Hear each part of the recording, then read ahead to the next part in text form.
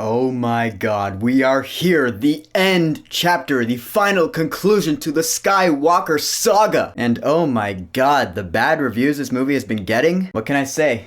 I guess once again, I'm in the minority. 'Cause I liked it.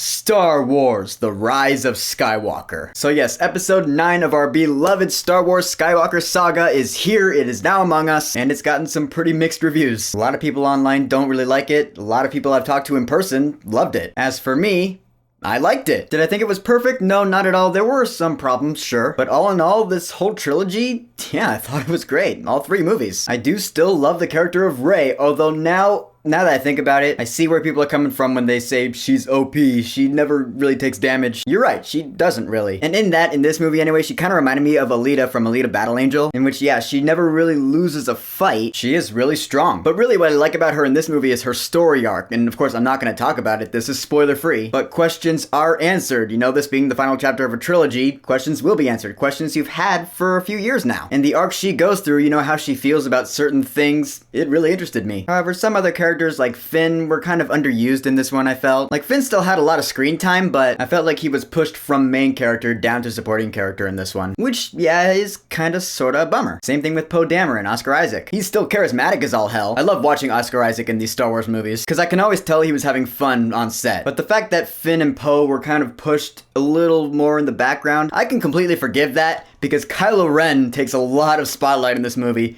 and holy shit, I just love Adam Driver as this character. Again, it's one of those things where questions are answered, you know, questions he might have had for a couple years, and the arc he goes through, you know, the feelings he has about said things, I really was interested by it. And the relationship between Kylo Ren and Rey, you know, in The Last Jedi, they were both kind of tempted by each other, or at least that's what I felt from it. Rey's like, come to the good side, Kylo Ren, and Kylo Ren was like, come to the dark side, Rey. Where that relationship goes in this movie, it's one of those things where either you're going to buy it and like it, or you're not. For me personally, I liked it enough. There was one thing I was like, well, okay, you didn't have to do that. But for the most part, I really liked both of these characters' character arcs. Now, as for the fan service, because the fan service in this movie was pretty much straight up inevitable. You saw that in the fact that they're bringing Palpatine back. Yeah, I will say that there was a lot of fan service in this movie. Some of it did kind of annoy me at parts. But honestly speaking, I don't know if this is like my honest opinion or just blind ignorance, but is the fan service in this movie really fan service? Because it's part of the Skywalker Star Wars story. Things you might have seen in the original trilogy or the prequels that may or may not show up in this movie. Is it really fan service? Because it is the same universe. I mean, I guess that being said, it's a big universe. We're not going to see everything from the original trilogy all the time. I don't know, it's a never-ending debate with no real resolution. I am honestly kind of semi-torn on that, I'm not gonna lie. But of course there were parts where I'm like, oh yeah, that is blatant fan service, because that's from one of the other trilogies. But folks, honestly speaking, I was on the edge of my seat for most of this movie, because I love the characters. Same thing with Frozen 2, really. The previous films built up the characters, made me care about the characters, and so by the time it gets to the next one, I'm scared for them. I'm like, what's gonna happen to them? Is someone gonna die? I don't know, but holy shit! The stakes are high. There are points, pretty much just like The Last Jedi, where you're like, oh, hope is lost. Oh my god, the good guys are gonna lose. And that's not good. Major props to that, I'm just saying. The tone, pretty damn good. Now, of course, one of the more divisive things about this movie is the story decisions, just like The Last Jedi. The decisions that the story made, you know, in some cases, yeah, it did kind of feel like damage control for The Last Jedi. And for the sake of no spoilers, I'm not gonna go on from there because I don't want to go into detail because spoilers. But again, it's one of those things where either you're going to roll with it or you're not. I chose to roll with it because I thought it was pretty cool. It was unexpected. I was like, oh, holy shit. Okay, so it's like that. Huh, okay.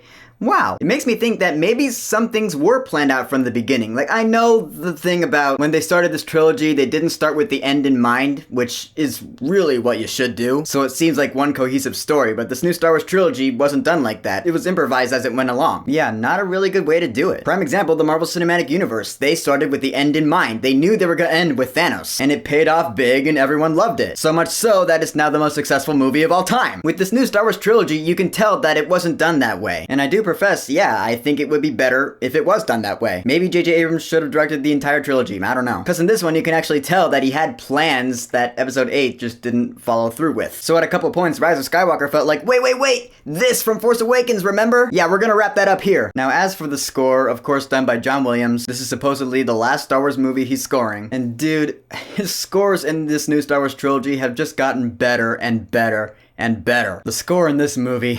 dude, it's like among the coolest shit I've heard in Star Wars yet. And I've been watching The Mandalorian. Funny thing is, I read somewhere that John Williams was gonna bring back all of his themes from all the Star Wars movies in this one. Now, I might be wrong, but I don't think he did that, because I didn't hear Duel of the Fates anywhere in this movie. You know, there was that one TV spot for this movie where you hear Duel of the Fates and you're like, holy shit, it's Duel of the Fates! Which I personally am not a big fan of Duel of the Fates. I don't remember hearing Duel of the Fates in this movie. I could be wrong, maybe I just don't remember. I just don't remember it. Maybe I wasn't listening hard enough, I don't know. You hear the Imperial March a lot in this movie though. I love that Imperial March. I always hum along with it. So yeah, in the end, Star Wars The Rise of Skywalker, to me anyway, was not just a good conclusion to this new Disney Star Wars trilogy, but the entire Skywalker Saga. Sure, there are plenty of nostalgic throwbacks, you know, fan service. Some I felt were justified, others I felt maybe not so much. I love the character Rey, I love Kylo Ren. They're definitely my favorite characters in this whole new trilogy. It's big, it's epic, it's an ambitious movie for sure. The visual effects in this movie are insanity. And just as in the previous two Skywalker movies, there were moments where I was like, holy shit, like mind-blowing moments where I was like,